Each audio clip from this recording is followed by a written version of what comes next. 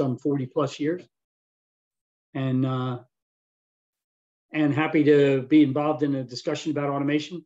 Seems like something we've been progressing with and part of our everyday life throughout my whole career here at Cumberland Dairy. So very good to discuss, and very important to the food industry for sure.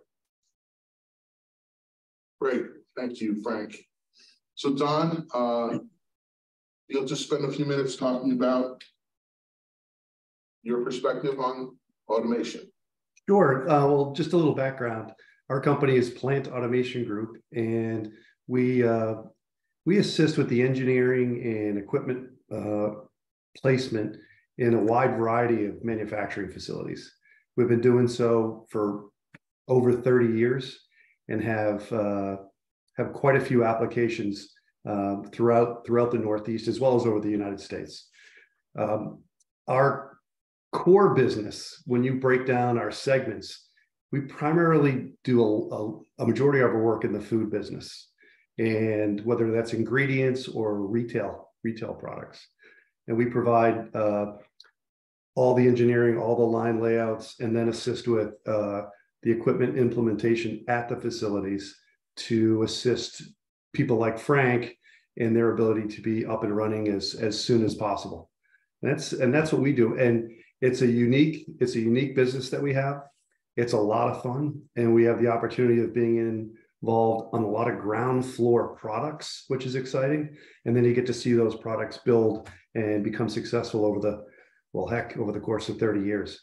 So there's some facilities we worked on very early on that nobody had even heard of, and now they're mainstays in the industry, which is pretty cool. It's a cool thing to tell my kids anyway, that I was a part of these things way back when. But yeah, I'm excited to talk about and answer any questions regarding automation and how mechanical machinery back in the day has transformed with the use of PLCs and PCs for monitoring, and how much data you can pull from manufacturing lines, and then what that data is useful for. Would love to have that discussion. And we'll talk about traditional manufacturing versus smart also during the course of our conversation too. I'd like to get your perspective, since both of you have been in the industry for a couple of years, and maybe talk about what led to the automation approvals within Frank's, your factories, and Don, what you saw coming down the line from large monolith companies like Coke and Pepsi running the automation world to places like FIC incorporating more automation in terms of what we do and what we offer to even the smallest producers here. Mm-hmm. So maybe Frank, if you want to start a little bit about the early days of Cumberland Dairy and what that meant then, and how the company's transitioned lately and what you guys are up to now. Sure. Well, pretty simply, it was back in my early days anyway.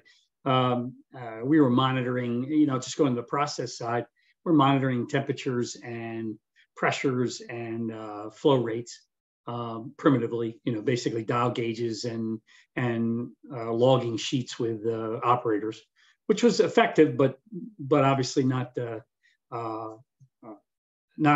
consistent throughout time. So as time rolls on, it's pretty easy to see how that advanced, and you could see that held in your vehicles. Just how technology improves in a short period of time in how we drive a car. But in our case, on the process side, it evolved quickly and helped us significantly, because we were able to automate the temperatures, pressures, flow rates, and be able to get more information when you're trying to make a safe product and then get your product production efficiency. So when I look at it, I'm looking at what can we do, and we're thinking about it all the time.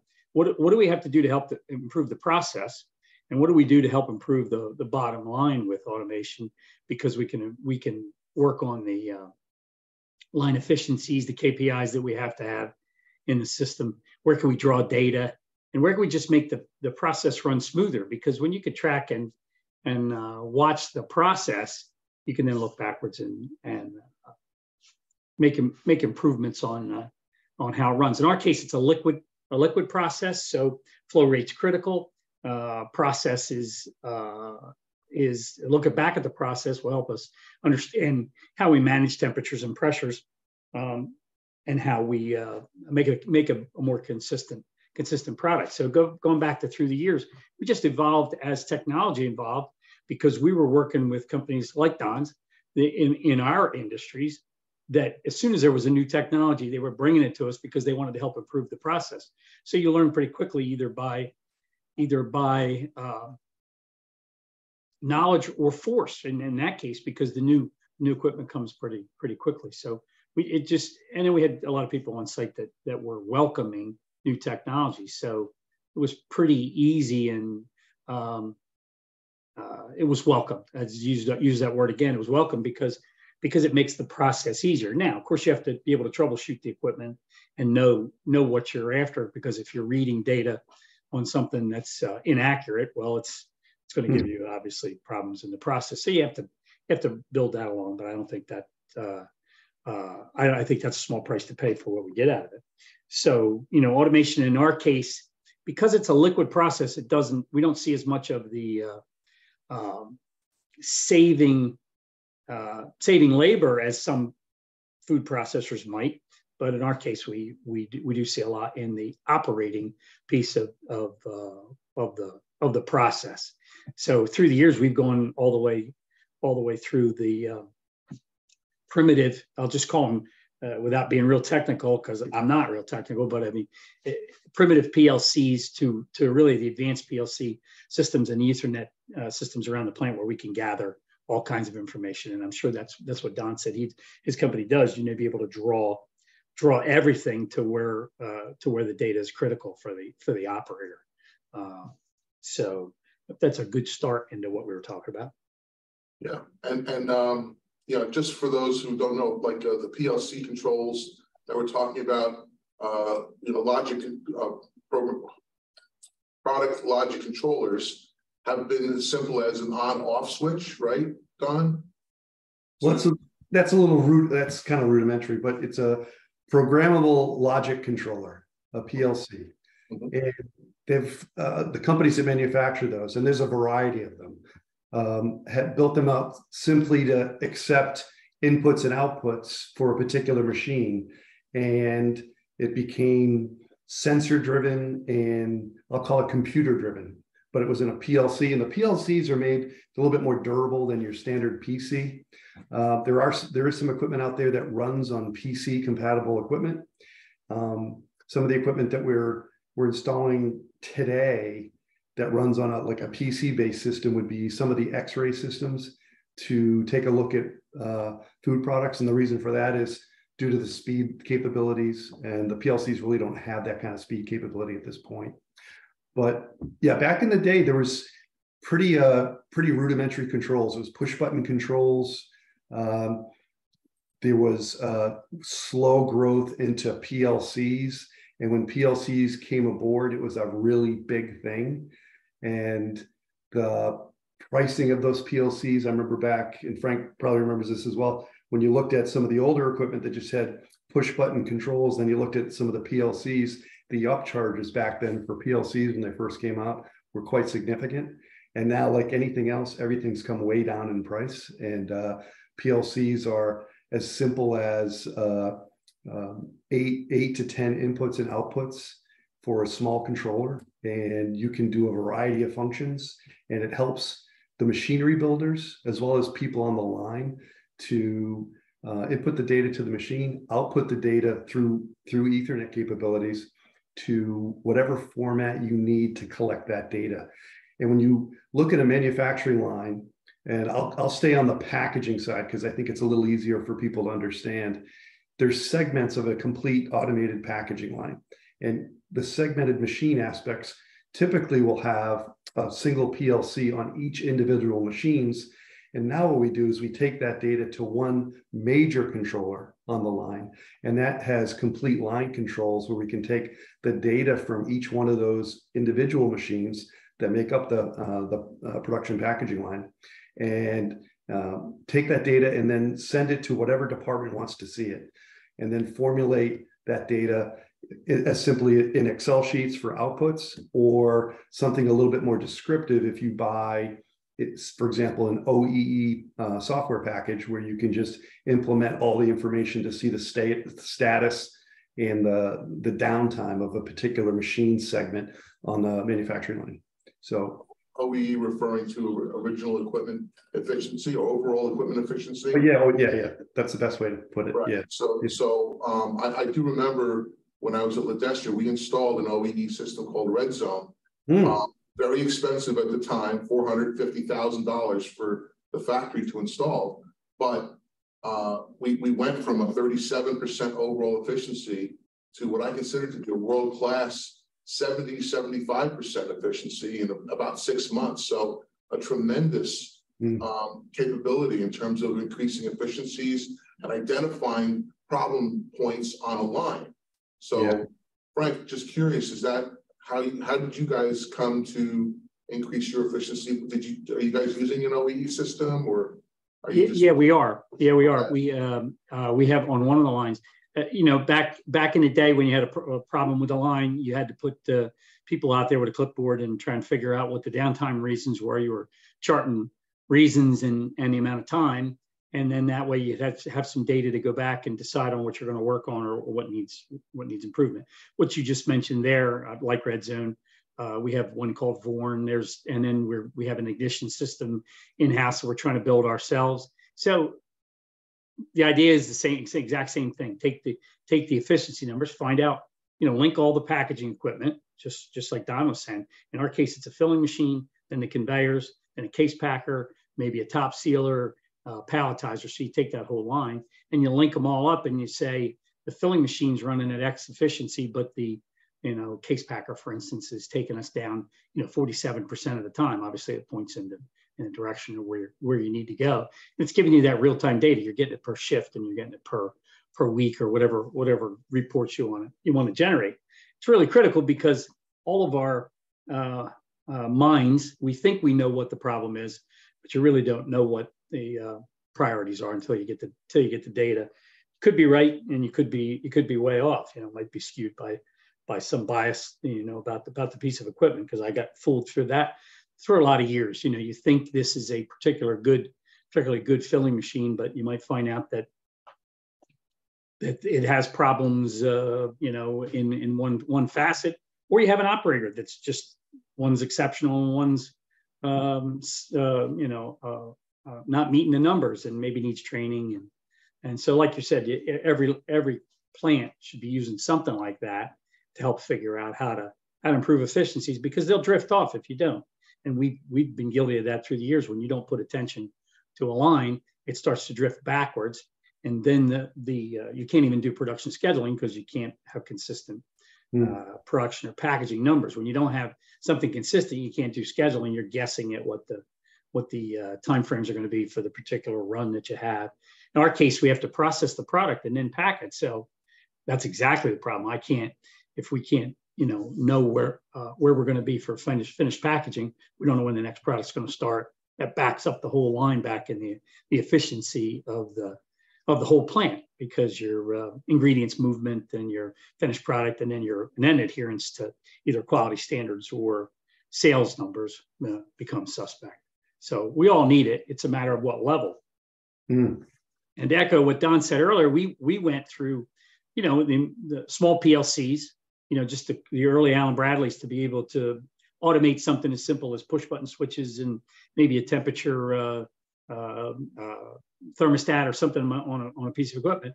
And then all the way up to where you can, they were in little independent islands, and then to where now you can link them together and bring the whole line or the whole plant together. So I'm sure there's plenty more improvements coming, but obviously to date, it's coming faster. It's faster by the year than it was obviously 20 years ago.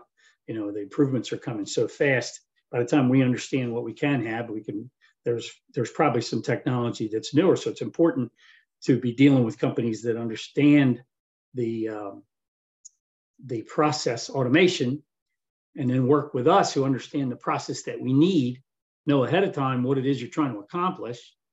Sounds simple, but doesn't always work that way. If you're not on track with what you're trying to accomplish, they can't automate it for you either. So, they can automate anything if they understand what it is that your end goal is. What are we trying to get out the back end? What information do we need, and what that particular product needs to be. So a miss in the scope is a big deal when you're to me anyway, when you're starting a line or put together a piece of equipment. And you guys also mentioned, the human factor, right? So I just wanted to touch on that, because a lot of people think about, automation replacing bodies, but, obviously from what you guys are saying, there's a higher level of expertise that's needed to make these lines run. So rather than just having a line worker who stands there and puts a cap on a jar or pushes a button, they need to understand the connectivity and the communication between each segment of the line or the overall operation of the line.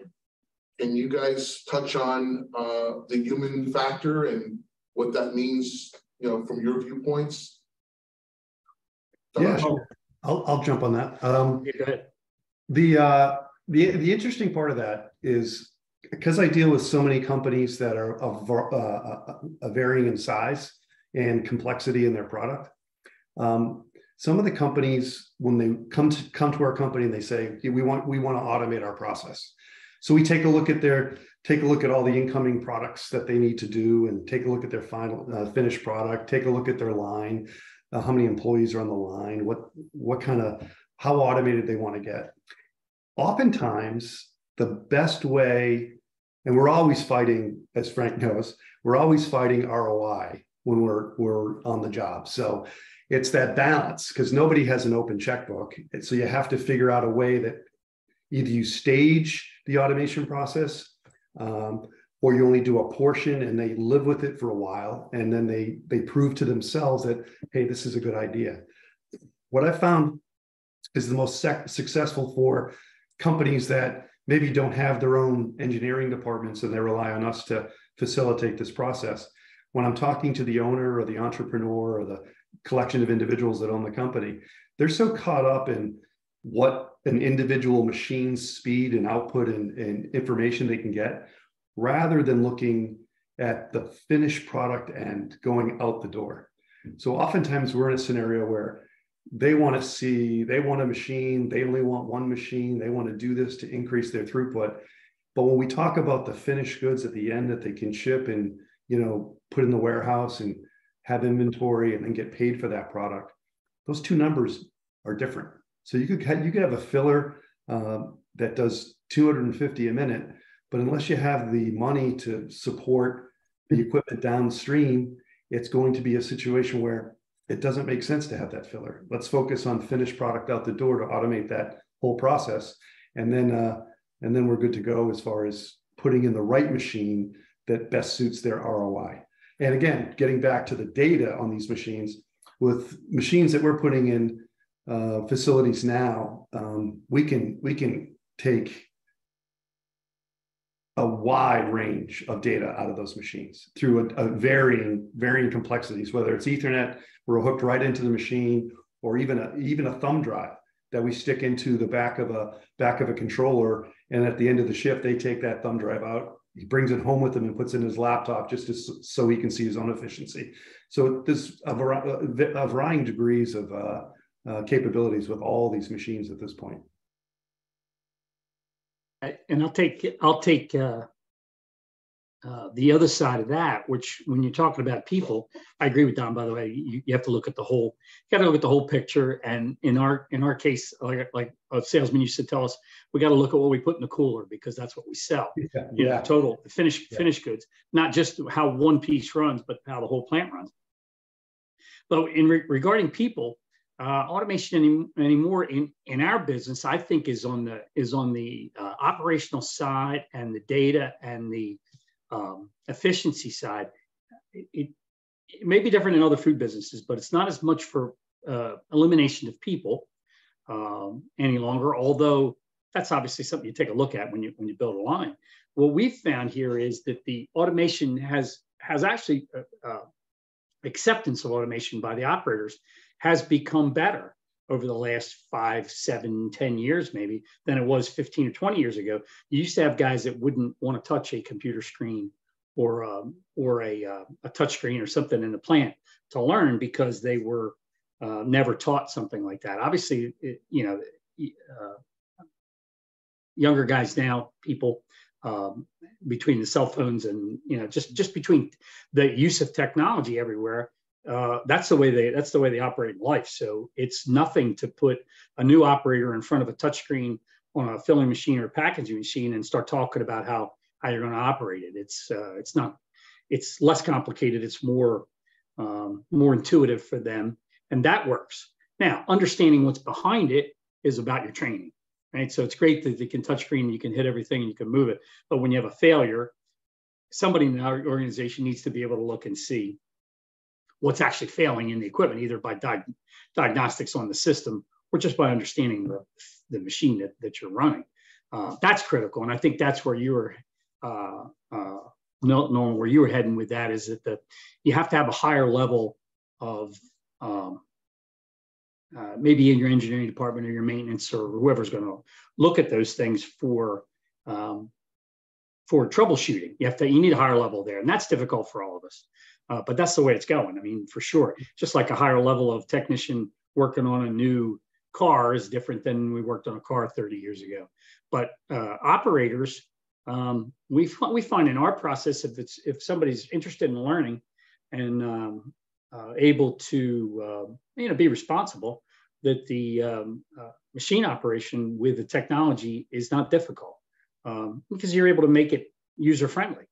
And that's the whole thing, because you can keep the operator paying attention what he needs to do rather than working on something, with his head down, either charting something on paper or, multiple keystrokes to get something to run. Makes it simple. And then you can pull data out of it automatically or manually, like Don said. So I'm enthused about everything we can get out of it. But also, like Don said, the ROI has to be there to want to spend, because the programming time and the engineering time on some of these things gets to be expensive. So that's why companies will back off early on and say, let me learn how to run the first half before we decide how to automate the back half, maybe, something like that. And, Frank, as far as like training employees and upskilling them, I guess is the training word that they use a lot. In my own experience, I found that the more that the line workers understood about the process and knew what the front of the line was doing as well as the end of the line, they were part of the overall process. That seemed to improve efficiencies as well, because now they understood what happened if their part of the line slowed down or stopped or whatever, much better, in relation to the entire line. So do you see that as a? Oh yeah. Okay. I would agree, and I would tell you that as a plant operator for 40 some odd years, there's where we win and where we fail. We can buy automation, we can buy equipment. When we've had wins is when we have good operators and good training and good discussion, just like you're talking about, explaining the line, dealing with it, help troubleshooting, and it's a victory for everybody. Where we fail is when we put somebody out there and expect them to run something that they don't understand, or we don't back support them with something that'll help them, because and you hit yourself in the head afterwards and go, I don't know how I expected that guy to be able to run that piece of equipment. I've been working on it, on the design side and purchasing it for a year, and I think that I'm going to impart that in his brain in 5 minutes when he starts. The first day he's going to run it. Well, that's not reality. Now, we've done that, so I can tell you by mistake. We put a guy out there and learn from the last guy that taught him how to run it, and that's not good. So sharing information, bringing people into the initial meetings, talking about what automation you're going to have, talking about what you're trying to accomplish is critical. Not everybody's got to buy in. You got to be part of it. You got to watch who's protecting what area. You're always dealing with a little bit of politics there, internal, but minor compared to the failures down the line if you don't know what what you're after, getting your goals up front, and just talking, just talking to people, bringing it out, and reviewing what it is you're trying to accomplish. Like I said, I find now that a lot of the younger people in the plant are welcoming what we're trying to do, but you need to explain it, because they're not going to understand. They just were hired on 2 years ago. They're not going to understand what I went through on the process side 40 years ago, nor do they really need to understand all of that, but they do need to know the basis of what you're trying to accomplish. What we're trying to put out the back end, and what it means to our process. And if we're automating something that's not helping that process, I wouldn't know why we're doing it. It's either got to help the process, which helps the bottom line anyway, or the people running it, making sure it's safe and efficient, and product quality where it needs to be. Automation for the sake of that doesn't make any sense, but because you can automate everything, but it's got to be critical to what you're trying to drive. So that's where the top level decisions are critical. What piece of equipment we're going to put in? What are we trying to get done with it? What's the end goal? And having the automation group understand that, along with your operators, is a piece of it. We've had stories here through the years, and I'll use our own failures as the example, but where you bring in the process automation, the equipment, you're putting it all together, and somebody says, well, we need to clean that line or sterilize that line before we run it. Everybody goes, well, we didn't know that. That wasn't in the scope. Well, now you just set yourself back, days, maybe weeks, while you're trying to do it. So the scope's really a big deal. But again, just back to the original point, I find that the operators and the people more willing to work with what we have now than maybe 15 or 20 years ago. And they were hard workers all the way along the line. I don't mean somebody's work ethic. I'm just talking about the acceptability of technology, the understanding of technology. Because if a young guy comes in here now and he can't click two clicks and find out something, he goes, I don't get that. I don't understand why you can't find out now, because we're in that immediate society where we Google everything or flash up and we know our information right away. So on a production floor, why wouldn't we do the same thing? Why do we need to wait 2 days to know how many gallons I ran when I just ran it all, right? I mean, if it can be real time info. So. Yeah, we live in the production world of having screens inside the production room, showing live, real time, efficiencies and problematic areas and counts for the day and things like that. But I want to give Don an opportunity to talk about the automation part that you just finished up on too, Frank. Yeah, the aspect of large screens in manufacturing plants is something that probably a third of the plants that I'm in have some sort of monitoring devices in their facilities. And when I talk to people about once it gets in and after it's been in there for X amount of time, the accountability from the people in the rooms, from aspect to aspect of whether it's bulk into the finished packaging room, everybody has that accountability, and they all look at the numbers, particularly those red zone big red numbers and screens, and it gives the operator an opportunity just to know where they stand, and it's a competitive aspect from room to room on their efficiencies. It's something they talk about at lunchtime and on breaks. Did you see where we're at? There's milestones that they're always breaking, and it's very cool to watch, just from a grounded perspective, because the people on the floor that make every factory work, the people on the line, I mean, that's the glue to that business. The machines are great, and they've had the ability to increase throughput for a lot of manufacturing companies, but those people on the floor make it work. And now that they can see what the numbers are, there's improved stats. As you mentioned, Nolan, you can see the efficiencies go up, and it has to be the scenario where everybody's now aware of everything going on. So there's a lot more buy-in. It's not just I'm the filler operator, or I'm I'm the unscrambler operator. I'm making sure that, this pump is working, or these rail of pumps or the pump room's working efficiently.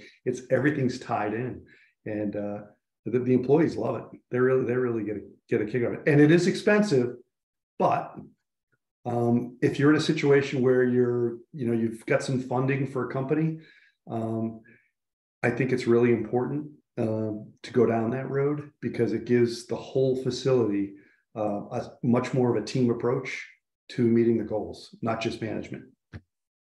And I'll just add to that, I'd like to say that the success that I had at Buy when I was scaling them up was based on pizza and chicken wings. Yeah. So the team that won for the day got lunch the next day, and for $100 or $200, I had a 3 or 4% increase in efficiencies, which amounted to tens of thousands of dollars a day. So yeah. Sometimes you have to look at what the incentive really is, and sometimes it's as simple as that. Maybe even a pair of tickets to a Phillies game or a football game or something like that. Tremendous competitive nature that ensued because of that. I'm just also thinking, I see Sandeep from Pure Indian is on the call too. I remember when Sandeep, started here in Bridgeton, making his ghee, his clarified butter, and then he came up to Piscataway, and he started installing equipment and started automating his efficiencies and productivity. And I know that now he has his own building, since Piscataway closed in December. But I wanted to acknowledge the fact that Sandeep certainly is a great example. Definitely, look him up if you haven't had the opportunity, but of how to increase efficiencies, increase his sales numbers, and Sandeep, I'm going to put you on the spot since you unmuted and you're on the screen now. Sure. Thank you so much, Nolan. Hello, everybody. I'm actually at a conference in North Carolina, so I was on mute, but definitely listening to everybody. Our experience at Piscataway had been very fruitful. The association and the help from all the staff, and including the South, the Fix South as well, which we had used several years ago. So it was actually a blessing in disguise, in a sense that the Piscataway building closed and we were kind of not ready. But we had like some of the pieces there, and we just had to fill in the holes, plug the holes. And I'm glad to say that we were able to do that, and we now have a working facility that still needs some work, which is always there, as you can imagine, in a production environment. But otherwise we are producing here and shipping the orders, so it's definitely great news. We are in a good position. Thank you, Sandy. Appreciate that. I wanted to also shift gear a little bit and talk about what the needs are for the handling of they talk about Frank's liquid filled containers. You're probably, Frank, would you say you're using a dozen size containers or so in your production world, or is it more than that? Yeah, we're in our case in the dairy and liquid products group, we have multiple size milk cartons, and then we have bags that hold different size liquid, 5 liter, 2.5 gallon, 2 gallon. And then we have the small portion creamers. So it's probably 10 or 12 different sizes in what we run in the plant, depending on which product it is. And if a client came to you and wanted you to now make a different size container or a different package or something like that, how likely are you to change over or add a piece of equipment? Is it based on the numbers purely, or is there some other factor involved? Yeah, it always looks at the production volume and changeover times and things like that. If they fit within particular sizes that we already run, obviously that's a pretty good it leads you to believe you could do the customer. If it's a completely different size, you're looking at a new piece of equipment, then investments a lot higher. So we tend to go after products that fit our process temperature ranges, batching capabilities, and really our pack size. So that's really the focus for the operation.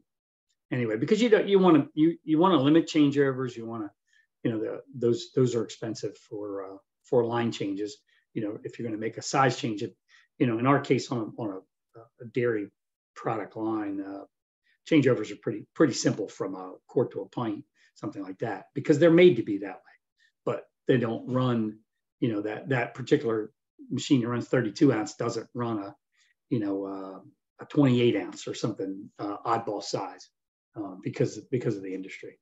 So now our efficiencies are all based on how well we run each of them, and reduction in reduce the amount of changeovers and length of run in between and that kind of thing. So it's always a challenge trying to figure out when you bring somebody in as a new product for testing or smaller volumes to when you can bring somebody in at high run rates or build them to that, bring them in small and build them up to it. And Don, right now you're involved with a new bottling line for our facility here in Bridgeton. And we've asked a lot, I think, as far as flexibility and changeover, shorter changeover times to increase our efficiency, as we're moving here. Obviously this facility is not designed to be a high speed, high output facility, but having the capabilities of that faster changeover or more efficient output makes a big difference to our clients as well. So how do you see machinery manufacturers, equipment manufacturers making their machines any more versatile to make a broader range of filling or packaging capabilities? Well, sure. I mean, based on some of the electrical components that are available today, there's a lot of machinery manufacturers that are choosing to go to smart drive, servo, and stepper style motors that are programmable that we can offer complete changeover on. The most recent system that I've seen that was different than any other was a company that we work with in Montreal called Nita Labeling Equipment.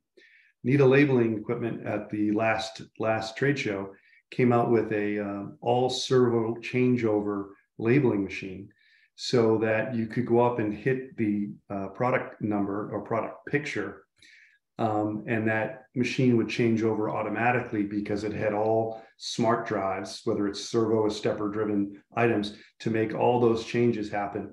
And that was just great to see. Now, the tough side of that is obviously it comes with a cost. So some of the companies are not willing to pay that extra charge to have an all changeover, automatic changeover machine, but yet some companies will. And it would surprise you, the companies that choose to do that. That's for sure. The filling equipment, whether it's rotary or inline, and we get down to as simple changeovers without being servo, just come down to quick change parts that are manufactured that are toolless. So maybe back when Frank and I first started getting into this business, the changeover would be for a filler changing components on a rotary, may have taken a half a day. Then they went to quick change parts with zero tools, and you could do it in 25 minutes. So that was a huge step. And those parts were expensive, but the ROI on something like that was immediate. And now companies order those machines and all the parts are quick change parts without tools. So that's the advantage. It's the progression of knowledge, the progression of ideas on the line that have just made the industry right now just pop with capabilities of quick changeover on lines for sure. And in your line down at Rutgers, that line is an inline approach. So the changeover there, once you and Stephen and all the people get your hands on the line, you'll see it's just a matter of moving some pneumatic indexing cylinders to accommodate for that next size.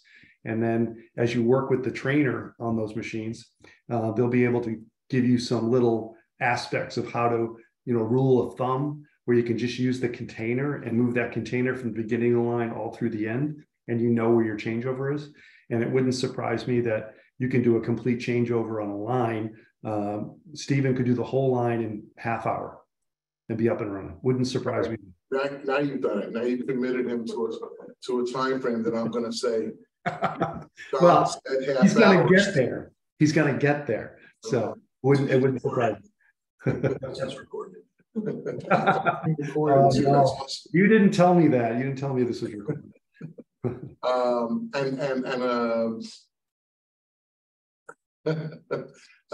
It's just, we talk about,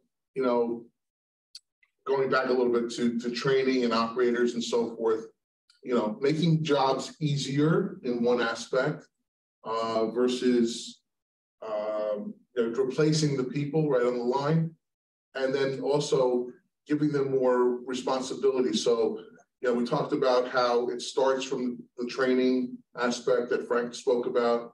We talked about how, having a line that's more effective and efficient, easier to change over, and then monitoring that. And then we talked, I'd like to talk a little bit about the data analytics side, from your perspectives too, on, we record everything, and everything is now blockchain and, 5G technology, RF codes out in the fields, where they're growing romaine, they can trace a head of romaine from the field to Walmart. You guys could talk a little bit about how that technology kind of plays into what we do every day with food. Give you the opportunity, Frank. Well, yeah, we're in the same in the same boat situation. We have for years had to manage lot traceability on everything we produce. So we bring in multiple ingredients, much like you talk about your lettuce example, but you bring multiple ingredients, we batch them together, make a finished raw product, process it, package it, and then send it out. So we, like everybody, have to keep track of all the lot code information on the ingredients, and then all the data when it's put together, and then lot traceability on the packaging materials and such that we need to package the product. So that was day one, was all paper driven, right? You had to manage to figure out how you keep track of that, because if you had a recovery by either initiated by yourself because of a process problem, or a manufacturer called you with a product with an ingredient, you have to be able to know what lot it went in, and you don't want to hold 3 days worth of product if you can hold 3 hours, for sure. So automation now has made that significantly simpler, because now we can track through. But you got to keep upgrading your software. We're in the process of upgrading a batch system right now, so we can take the data from the liquid ingredients coming in our raw tanks, which would be our raw milk, heavy cream, condensed skim, and sugars, sweeteners, putting them together in a batch, pulling the lot codes of all those automatically over to the batch system. And then the dry ingredients you put in, we scan, barcode those in and weigh them. And then you have to, collate all that going together. So it's available to be simpler now, but it's a complicated piece of work, because again, you're trying to get to you got to be sure you understand the end result, and you've got multiple people asking you for it. You've got the accounting side of the business, you've got the quality side of the business, and you got operations too, because they have to be able to, the operations has to be in on it, because if you gather all this info effectively, but you take 3 times as long to do it, process and operations is in trouble. If you don't get all the data, QA is mad at you. And obviously, if you spend too much money, the accounting side of the business is upset. So you got to have everybody together to do that. I would say it's surely capable of being done, and has been, but it's better and better every day. The challenge is bringing in things like multiple lot codes from different suppliers. They're all different. Nobody uses the same kind of code system that you do. So now you have to collate everything. And then what's your exposure? So I want to, when I make a lot, my exposure wants to be 1,000 gallons that I make, or 25,000 gallons, or 50,000 gallons. What am I willing to commingle and be able to say, now I know what this lot looks like. And if there's a problem, I have a problem with, that particular batch size, because you could make big batches, but if they become too expensive, that if there's a problem, you have an issue, then you make the batch size fit whatever the exposure needs to be. We found that through the years, because as technology improves, we can run longer, we can run higher volumes, our speeds increase. But that also, as your business gets bigger, you're running more product in a day. So the liability or exposure is higher. So you have to manage that risk too, along with the technology. I find that the technology is there, and adapting it to whatever your process is the piece that you got to get everybody involved in. I hope that answers the question of what we're talking about. Yeah. Thank you. Don, your perspective? At this point, there's so much data available from the line. You can extrapolate that to however many features you want to run your business. That's for sure.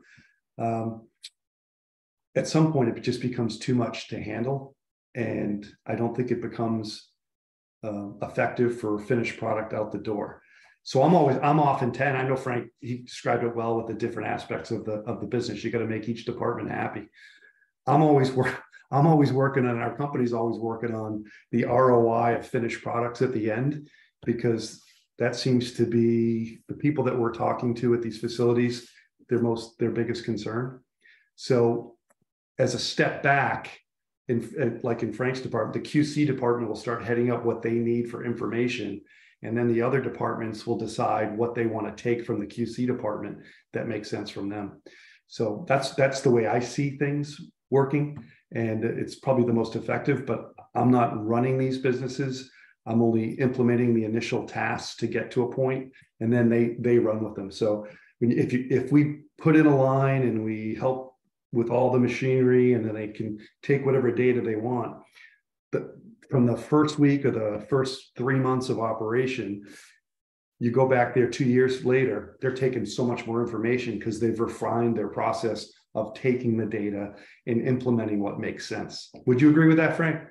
Yeah, I'd say so. And I think the critical piece there is, for us anyway, is because that data is available. You said so much of it coming in. You got to make sure you're grabbing what it is you need and you're going to use, and it's going to help the ROI, because you could start putting data together, and whoever's yelling the loudest may be asking you for a report. You may have an engineer work, or a software engineer work on something for 3 weeks to come up with a report that a guy uses once a quarter. Yeah. Doesn't seem to make sense, but you help that guy. So he was yelling the loudest and he got his report, whereas the one you needed for every day took a back seat. So there's always that, and which is kind of my job here at our place. You got to referee what's critical to the process. So you know what QA needs. You're right. You got to start there, because without quality product, but you can't do everything the first go round. So it's refining it. As you said, you get the data out, then you can add to it as you find that it makes sense to help the operation, and it makes sense to justify the time, because you're going to pay somebody to be able to do that at an expensive number. Engineering time to program. Even if it's relatively simple to program, you're still paying somebody to set up these reports and generate data. And then how long do you save the data? And when is it supposed to go? When does it rewrite over it? When does all the questions that come with data collection? Just as if it was reports that were stacks of paper that sat in a corner that nobody read. There's no sense in having your operator fill out a report every day that nobody pays attention to. So I find that being a challenge here, because every department's thirsty for information. They want the data. They know it can come out pretty easily, so they want it. What's important and what the value is up to the business plan, just like it was years ago when we were trying to decide which truck to buy or which filling machine to buy. Now it's available time. What am I buying in people's time to be able to do that work? I have a platform in our plant now to be able to gather data, but it is expensive to to write the reports. So we're,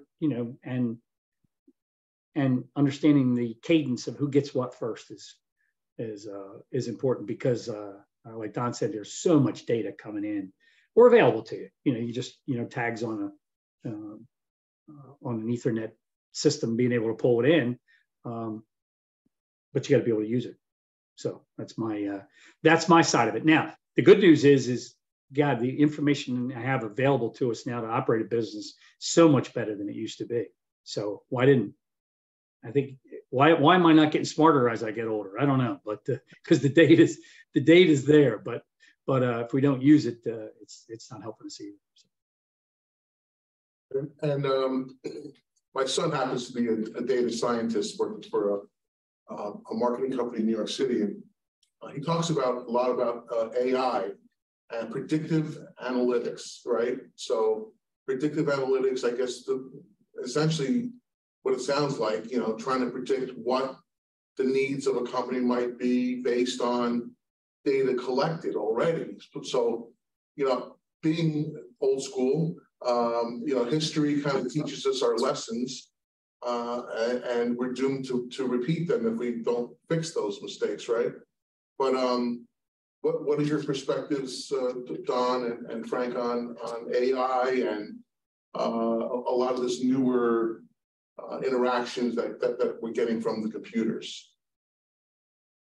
Well, to be honest, it scares me. But AI in our aspect hasn't made an impression on where we're at as far as the manufacturing lines. We have the data, we have historical data. Companies still use graphs and charts on historical data to understand the wave of their season or their growth throughout the quarters of business, and that's never going to change. I don't see it changing at all. On AI, on the whole, I see it changing from maybe not so much on independent manufacturers, but on the entire aspect of whatever that manufacturing environment would be, like all dairies, not a specific dairy, or all meat packing plants, not just one plant. That's right. I see it on a bigger scale, not that rudimentary scale that we work on line to line. Frank, your perspective? Yeah, I think we're in the same boat. I think we're trying to understand the data we're getting now. We're not at the point where AI makes any sense to us yet, but I'm sure it's going to get there. I mean, it isn't hard to figure out how data is affecting things and predicting things. Just if you're watching sports, that's all you hear anymore. Is it's a whole different world of how you analyze a game or a game plan. So look at that as to how we analyze our production plans. It's the same kind of thing. And so when we have a meeting with some older, we'll call them more experienced guys in the room, we have to figure out how to get some young people in a room, to help improve the process. They think differently in that respect. Using data to be able to manage and to predict. And I think it's just like anything, you bounce off each other and try and learn because it's available to you. But the AI piece, I'm sure it's coming. I don't know enough about it to say how it'll affect the food business, but I'm sure it's part of it. We'll, just like everything else, we'll move into it with technology rolling on and trying to figure out how it benefits us and how it benefits the manufacturing piece of either equipment or the process. But I've said more in the last couple of months. I've said more than a few times that in some of our production meetings, we got to get some young people in the room. It's great to say we have all this experience, but we also, you can't do it the same way you did it 20 years ago and expect improvements from that. So that's why I think some young ideas or some new ideas, don't even have to be young, but it's new ideas in the room, are critical. And that's what you see, like I said, to keep comparing to sports. I'm with my sons all the time talking sports, and you look at the coaches and And you look at the NFL, who has a lot of money, but the staff that these teams create to analyze data now is ridiculous. Used to be a coaching staff was maybe 8 or 10 guys. Now they have, rooms full of people because they're analyzing data to be able to tell them what to do. So we're going to be in the same boat. If we're not already there, we're going to be in the same position, I think. Frank, do you have any robotics in your plant, like pick and place or any of that technology yet? We have the only robots we have in the plant. We have 4 robots for palletizing, case palletizing. So we have a robot cell that'll pick and place pallets on either side of the cell. So 4 cells can do 8 lines. We don't use any robotics yet for any of the packaging or process side. It hasn't come to our piece there because in our case we can move. Product is obviously liquid movement, but packaging is conveyed and cased efficiently, and then the robots are because you can in that case you can use robots to make many different pallet patterns and such. I think that's been around for a period of time, but that's what we use it for. There's been some look at it in our case because when packaging materials, a lot of loading on equipment. If it's coming off a roll, it's one thing. Milk cartons generally come flat, and it's loading them on to the equipment is a kind of a tedious process that takes the operator away from where he could be looking at other things. So there's been some look at that, but again, it'll come down to ROI and where does it benefit the process? Because it can be done. Does it work in a production environment, and can you pay for it? Because technically, it can be done. If they can do it in the medical field, we could surely do it in a food plant for sure. Yeah, we've definitely seen a movement from just, I had a couple of case packers, stackers at Ledestri, and it made a tremendous difference. I mean, as far as, people need to take breaks and lunches and whatever, but they were very sensitive to positioning. So if one case, was not perfectly lined up, you could crash the whole stack, and then it became a nightmare that way. Don, are you seeing a movement towards more of the robotics that have not only better capabilities as far as positioning, but more of the I guess we'll call it odd shaped, pick and place, that kind of thing? Yes, for sure. The anything nowadays that's in a flexible package using film, and those machines can run really fast, like multi-lane machines that are continuous motion. So when you get the product that discharges off there, we could what would be like those yogurts, the fluid yogurt. I'm trying to think of dairy products, just so Frank. Yeah. So they come off those Yeah, I'm trying. So as product comes off those machines, what we do now is we bring them up a Z conveyor and then feed a line, and that line basically travels in a circle. And we have some spider robots at the end that take the product off and get it ready to be placed in article buckets for like the cartoning downstream. So over the last 10 years, probably, those robots have gone from, pretty expensive now to reasonably priced based on the output that you get. So as Frank was mentioning, palletized robots were really came out 25 years ago, are really popular today. The costs have come way down on those, so they're affordable. And it takes particularly in the dairy, it takes a heavy task away from operators. So that's a really good ROI. And then as I was discussing regarding high-speed flexible film packaging machines, those machines need some sort of robots because they travel at such a high rate of speed that operators just wouldn't be able to keep up with the output of the machine. So there's a lot of installs happening throughout the world on high-speed spider-style systems, spider robots, to pick up small pieces and place them in an organized fashion where they can be packaged downstream.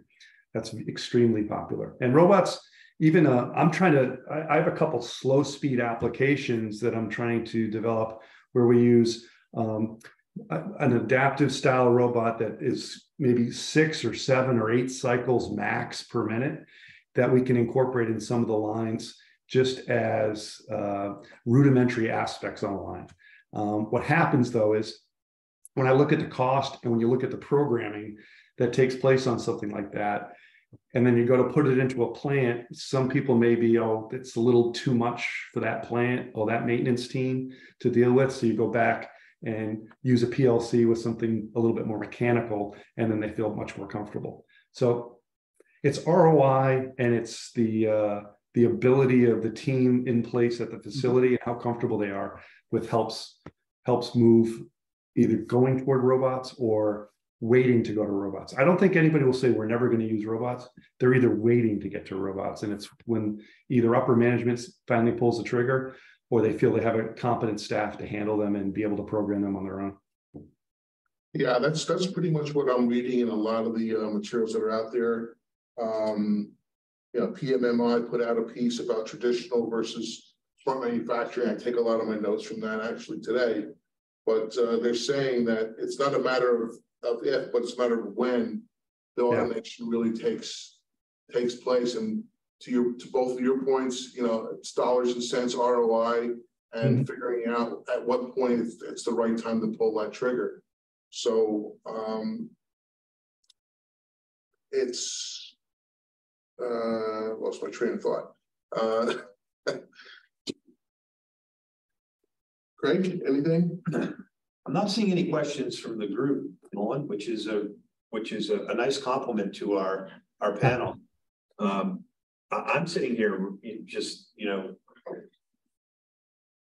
everything that I'm thinking about in terms of from a perspective of a young company that wants to leverage some form of technology for their efficiency has really been discussed, and that's really what I was looking to get out of this, so that I could work with our clients. So just if I could just tell me if I missed something. So it's about setting up a system where the return that I'm going to get somehow matches up with the efficiencies that will be created. But my question really is on how do I build technology into my system with the hope that it doesn't become obsolete? And as I'm building for the future, you know, what does that incremental piece look like for me to be able to build something moving forward? So, like, you know, we've gone from the programmable turn off on switches into you know, something a little more PC centric, and now into AI. Where's the sweet spot for me as a small company building technology to move forward? Well, sorry, Don. I know that. Because you and I tend to put blinders on too many times, and I go down a rabbit hole. But I think small companies, to revert back to something I said earlier, small companies need to, I think, grow with the simplest approach that maximizes their ROI, and slowly grow into whatever automation or data acquisition they require. And maybe the initial data acquisition is just from a QC perspective. I see that as being the ground floor for most small companies, and they can get that data acquisition from all the machines, or they could simply just put an inline checkware to monitor their product, an X-ray system to monitor their product. And that's the simplest approach, and it still gives you reporting. It gives you the opportunity to share those reports with their clients, whether it's a Walmart or Costco or even a mom and pop outlet. So it gives you that capability. And as they transition from that small company to a larger one, then you can get into, you know, each manufacturing room with large monitoring systems with whatever software program you'd like, sharing OEE data and production output data. So, but that's a sizable investment. So they're gonna need some deeper pockets to get to that point. So great, thank you. No, that brings a lot of clarity. I think. Thanks very much. Just to add to that, I would say that from a process side, just what Don's talking about, understanding what you need. And this is just good business practice anyway. You got to know your costs, right? So if you know all your costs or close to them, then you can better figure out where your ROI is going to be and what's an advantage. If I'm saving a piece of packaging, I'm able to save that and it's 28 cents, but I'm able to put the effort over here into saving a gallon of product that's worth $7. Where are you going to put your money, right? Obviously, if you know what your labor costs are, what downtime is valued at, and what your product cost is, what your utility numbers are, then it makes that puzzle come together a little bit, where you're trying to figure out what you're going to automate and what you want to save. Well, we want to protect against downtime because I only have one operator and he's worth X amount of dollars. That's what you're going to focus on. So it's all about where the dollars are, or like Don said, is initially, if you work off the quality side initially, you have to be sure that the product is safe and saleable first, and then you work it on the cost side. Too many times we've forgotten what it is we're able to do, and ours being in the liquid business, it's sometimes easy to waste some liquid product to get to the next product or the next process, but at $5, $6, $8, $10 a gallon, those become really, really expensive. And 40 years ago they were probably expensive then too, but they were 50 cents and $1 a gallon. You just reminded me of something that I had read recently that, and I don't know, it's not my quote, but it was something, to paraphrase, that, trying to increase efficiencies through technology where there are no efficiencies is really not possible. So the efficiency has to be built first before the technology can actually help increase them. Yeah. Yeah, and that's kind of a big takeaway from you there. Thanks very much. I appreciate you answering my question. And just to continue on that too, some of the statistics and the numbers that I have here talk about what percentage of companies have automated operations, and it says here that 43% of companies say they will continue to add automation in the future wherever it makes sense, but only 59% of the companies are operating at or below 50% automation. So we're still talking in the 50, 40, 50, 60% range for automation across many industries. And this one is in particular is for the protein industry, but large meat processors. I'm also looking at the reasons why the challenges that these companies are facing. And by far the largest margin is 23% say lack of floor space is one of the reasons they don't automate. So a lot of companies are, I guess, packed to the gills. They were utilizing every square foot of space. And I know, Frank, you're building a newer factory.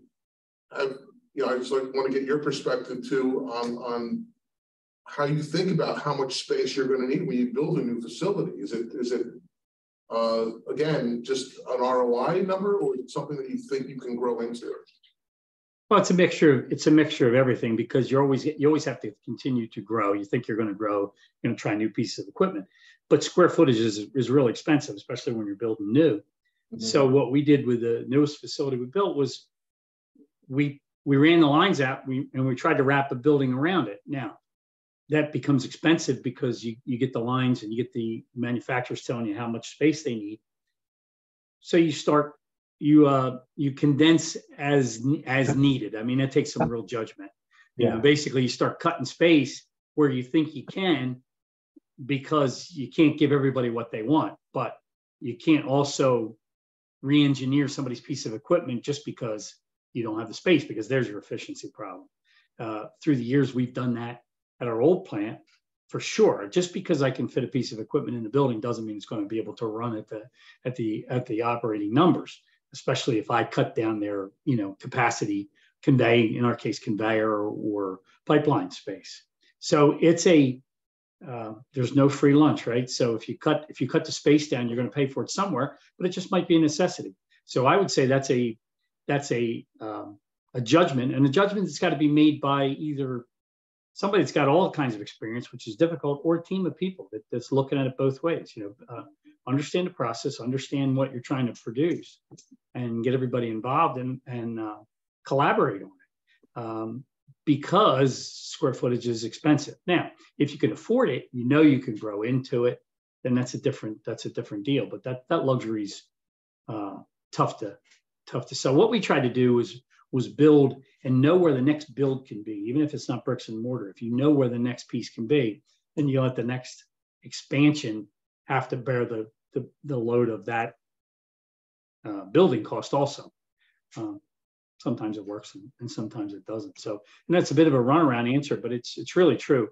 It's always trying to figure out how much space is allocated, how much can I build, and does that let the line run at its highest efficiency?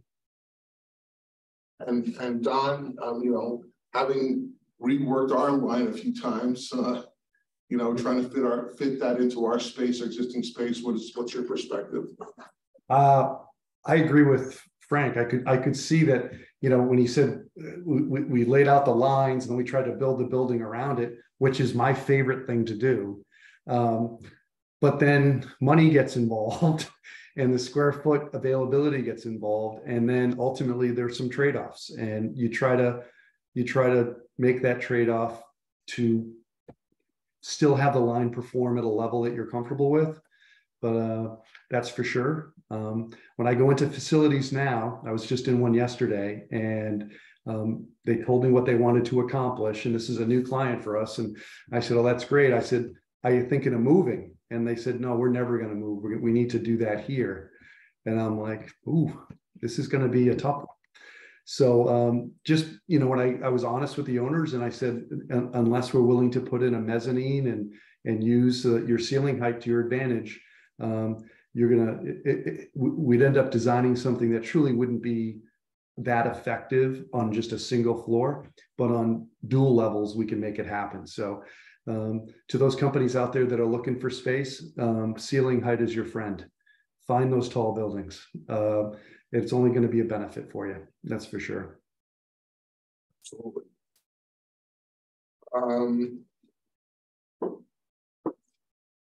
The other factor, the other statistic I wanted to mention was the challenges that they listed here were justifying capital expenditures, which we talked about, lack of internal skills or expertise, technical and non-technical. We spoke about that. But then again, they talked about identifying automation opportunities. So, I'm assuming that a lot of food manufacturers in general, know a lot about identifying what the opportunities are out there. Is there a way that you guys find out in particular? Is it just the trade shows, or is it, how do you find out about these new things, innovations that are happening respectively in each of your areas? Well, trade shows, publications, we, as a collective company, we often do a team approach on projects. So we're in so many different facilities. What I found has been our biggest advantage is going into an industry, looking how that industry operates, and taking some of that particular industry and moving it on to another industry that's totally different, just by using some of those concepts. I've learned more doing that. I consider myself more of a plant rat. I'm always in different manufacturing plants. And when somebody says, "Hey, would you like to take a tour?" I'm like, "Absolutely. Show me every aspect of how this place ticks." And at my age now, a lot of these things become redundant, but there's always a nuance somewhere that somebody's doing something a little bit different. And it's great to meet those people that made those changes, because often it's a guy that, is not higher management, but he came up with an idea and it's very effective, and he's really proud to tell people about it. So it's fun all around. That's my favorite thing as far as manufacturing and automation, going to those companies and looking at one industry from another. And I'm like, that was a great idea. How can I incorporate that on our next line, whatever we're going to do, how can I incorporate that? And because we're ROI driven, it always has to make sense financially. That's for sure. Yeah, it's great that you say that too, because I remember that when I ran my plants, the smartest guys on the floor were not always my managers. They were the operators that spent 8 hours a day in front of that process. So I'm just wondering, Frank, your perspective. Yeah, same thing. I think you got to have your arsenal all put together. I think just same what Don said. 30 years ago, we'd get everything at trade shows. That was the only place you could get it. Obviously, you can get information across the internet, but that's like basic information. You use everything you can. You use trade shows, you use salespeople, you use internet, you use visits, like Don said. You visit somewhere and you pick up technology or ideas, and put that in your box and go, and you talk to people. You find that without getting in the way of proprietary things, you can still talk to other companies, even in your own industry. Most people help each other out, and it's good. I think it is good, as long as they're not giving proprietary, not giving formulas, they're not doing any secrets, but people talking to each other, saying how you handled something is a big deal, and you learn some technology that way. So you kind of put everything you can together to figure that out. And visits are tougher now because, first of all, who's got the time? But certain people won't let you in other facilities, but you still find ways to do it. And I'm like you, Don. I love to go look at other people's lines because it's just interesting. I mean, it's interesting to see how things are done, and you pick up and you put things in the back of your head of how you automate stuff. And even if it's not directly related to the product you're running, I mean, it's interesting to me to watch. You go to an amusement park and you see how they automate rides and how they have less than technically capable people running them. Well, because they put the technology in and they understand what they, just watching those kind of things help you understand if you can, if 16-year-olds can run a $5 million roller coaster, why can't I have a pretty well-educated 35-year-old run a $2 million piece of filling equipment? Same thing, right? You just got to put some front-end work into it, and work with the people that understand the process. So I always found it to be a lot of fun to visit other places. You could do it less now for sure, but back in the day, that's how we used to do it all the time. We'd say to somebody, "Hey, can I come see your processing equipment or see your filler run?" And you get to, that interaction happens on the floor with the operators and or the management that works. So being a good talker helps a bit, and a good listener, really, more than anything else, I think is a big deal. And don't be afraid to ask questions, because people will help. I think they will. And by the way, this I see Sam 3 is on the call too. Hopefully he's listening. Just wanted to say that Frank, myself, Sam are part of the New Jersey Food Processors Association. Sam is the president. I serve as the vice president. And that's a great bunch of people too. If you ever want to join an organization that is like-minded, is not afraid to share ideas and share concepts, definitely look up New Jersey Food Processors Association. Participate if you can. If you're involved in the food business, definitely come out and join us on some of our events. We hold an annual conference. We do a golf outing, I think in the fall this year, and we have our on-the-road events. And typically for some reason, they tend to be at breweries and axe throwing events. So I'm not sure how those two got together, but they're a lot of fun. It's great bunch of people, a lot of affiliated companies that belong as well. So I just want to give them a plug. We're coming up on time, 11:27. Any closing comments from you, Don, or you, Frank? Just hey, thank you. Thanks for having me. If like I've said before, whatever I can help with, I'm here for you. I like to be a resource. So just let me know how I can help in any way. Great. So on our side, thanks for having me involved. It makes me feel like I need to get out in the plant here in this afternoon and automate a few more things that we know are out there and need to be done. It's driven a lot of thought, and these kind of discussions always try thought for your own process and to help other people. So we do the same. We like to help each other in the industries. And like you said, the food processor is a great place to talk about things like that, because you get to bounce ideas off each other, how you do it, talk about different vendors where you've had success, where you've not, and just talk about the business in general. So it's good stuff. Awesome. I want to thank you both for joining today. I think it was a really great conversation. I think there's a lot of information that was given out. This is being recorded, so it'll be available on FIC website, I would imagine, or LinkedIn. So please let people know that we did this, and we're willing to share the recording. But thanks very much to Don Copley from Inline Automation and Frank Catalan from Cumberland Dairy. Really tremendous conversation. I appreciate all your honesty and great answers. It was a great conversation, and I thank you for your time this morning.